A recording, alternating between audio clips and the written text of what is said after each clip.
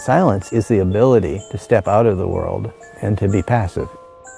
All that time that we spend on devices is the time we spend out of the real world.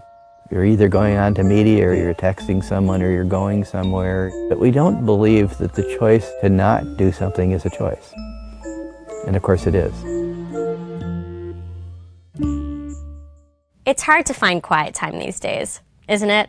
I'm talking total undisturbed silence, where we can just be with our thoughts and ourselves. Now, living in New York City certainly doesn't make it easy, so I escaped to Minneapolis to spend time with someone who's been studying noise and silence for decades at his lab.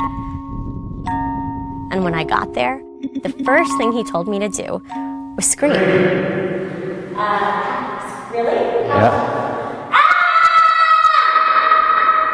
Okay, now we'll have you do the same thing in the anechoic chamber. In an anechoic chamber, you're 100% absorbent. In a reverb room, you're 100% reflective.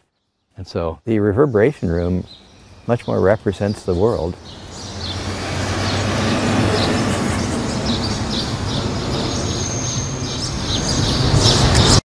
And this room much represents that little church that you step into when you want to get away from all the noise and relax. This anechoic chamber was called the quietest place on Earth by the Guinness Book of World Records, and it's become a tourist attraction. All because of the mystery of quiet. The World Health Organization calls noise an underestimated threat, and it's been linked to depression, high blood pressure, heart attacks, and the list goes on. You know, it's often said that being exposed to sounds above 70 decibels is dangerous. However,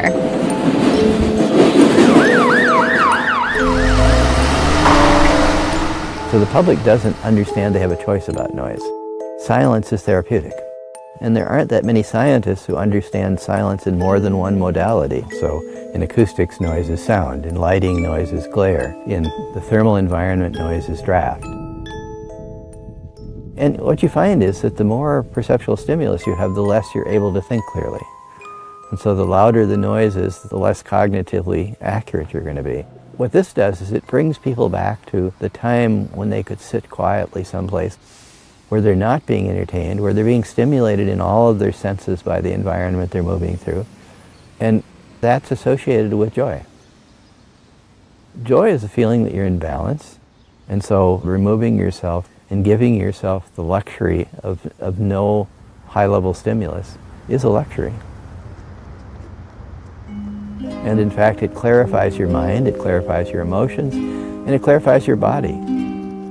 I've been walking around the lakes and around the Mall of Americas, and what I discovered many years ago is it isn't my mind that teaches my body, it's my body that teaches my mind.